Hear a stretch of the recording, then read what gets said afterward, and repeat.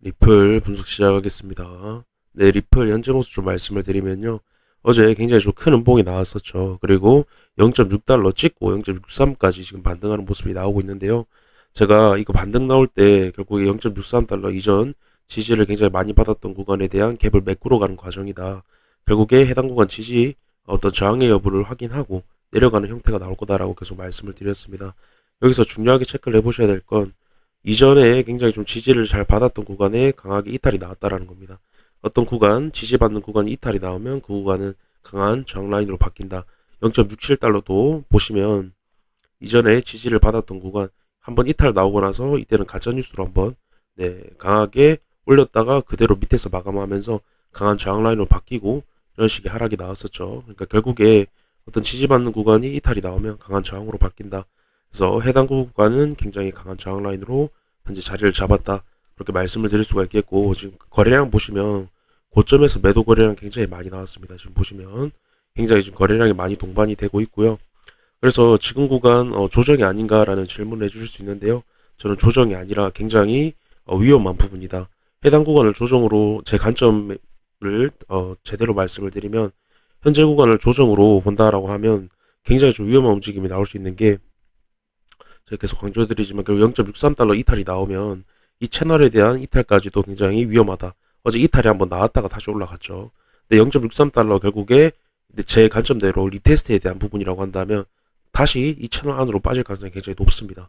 그래서 빠진다라고 하면 0.4달러까지 열려있고 0.4달러까지 하락이 나오면 여기서 채널 하단부까지 저는 이탈이 나올 거라고 생각하기 때문에 이탈이 나오면 그리고 0.4에서 이 채널의 크기만큼 40% 정도 추가적으로 더 빠질 수 있다는 겁니다.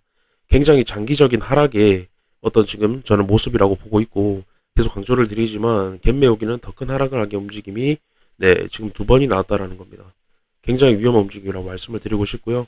현재 구간 조정이라고 생각을 했다가 굉장히 크게 물릴 수 있는 굉장히 위험한 구간이라는 겁니다. 지금 0.63달러 이탈이 나왔다는 게 굉장히 중요합니다. 제 관점 좀 이렇게 말씀을 드리고요. 일단 데드크로스 각인이 됐고 MACD 데드크로스 각인 이후에 주봉에서도 말씀드렸지만 지금 추세 전환인 캔들 나오고 쌍봉 형태로 빠지고 있다라는 거 한 번 더 좀 말씀을 드리고요. 그리고 리플도 중요하지만 비트 상황이 중요합니다. 제가 비트 상황 지금 굉장히 좋지 않다라고 말씀드렸는데요. 비트 보시면 35.8에 대한 이탈이 나왔습니다. 35.8은 굉장히 강한 저항 라인이었는데요. 돌파 나왔다가 바로 빼버리는 얼마 되지 않아 지지받지 못하고 그냥 한 번에 깨는 모습이 나왔습니다. 굉장히 위험한 그림이라고 말씀드리고 싶고요.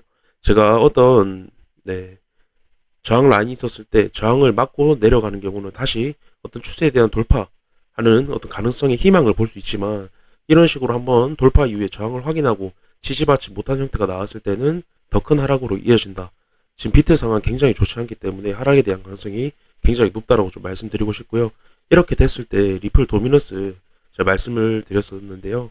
리플 도미너스 지금 하락 패턴으로 이어지고 다시 채널 밑으로 마감이 되면서 약한 모습을 보여주고 있다는 겁니다.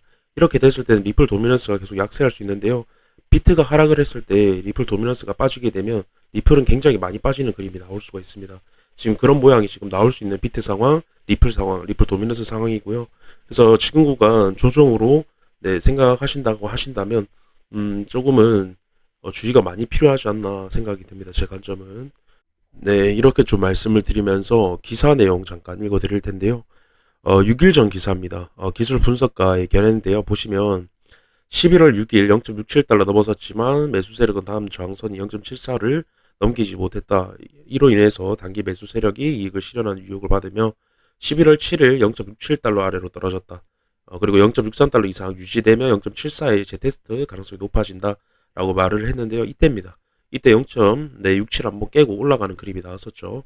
0.63달러 유지되면서 이때 가짜뉴스로 인해서 0.74까지 재테스트하는 모습이 나왔습니다. 그리고 하락이 나왔고 여기 뒤에 보시면 만약 성공을 하면 0.74를 성공을 하면 0.85 그리고 1달러까지 레니디를 할 수 있지만 이 가정과 반대로 0.63달러 아래로 떨어지면 강세 모멘텀이 약화되는 신호가 될 것이다 라는 부분이 굉장히 중요한데요.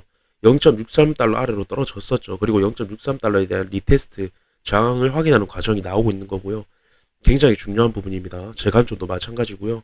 지금 보시면 어떤 제가 갭매우기에 대한 부분을 말씀을 드렸지만 갭매우기는 결국에 강한 저항 라인이라는 겁니다. 그 구간에서 강한 저항과 함께 어떤 매도 거래량이 나오면서 상승 추세가 강하게 급등을 만들었던 추세가 강하게 꺾였다라는 겁니다. 결국에 급등 추세가 꺾이면 급락의 형태나 그 상승분을 반납하는 그림이 나올 가능성이 굉장히 높습니다. 그래서 그 추세를 이어가는 게 중요하고요. 지금은 꺾였다라는 겁니다. 굉장히 중요한 부분입니다. 제가 그래서 결국에 갭 매우기와 위험한 매도 거래량은 어떤 상승분을 다 반납하는 더 큰 하락을 만드는 신호다. 그렇게 강조를 드렸던 거고요. 지금 저는 조정이 아니라 굉장히 큰 하락으로 가기 위한 흰목이 과정이다라는 걸 한 번 더 말씀을 드리고 싶습니다.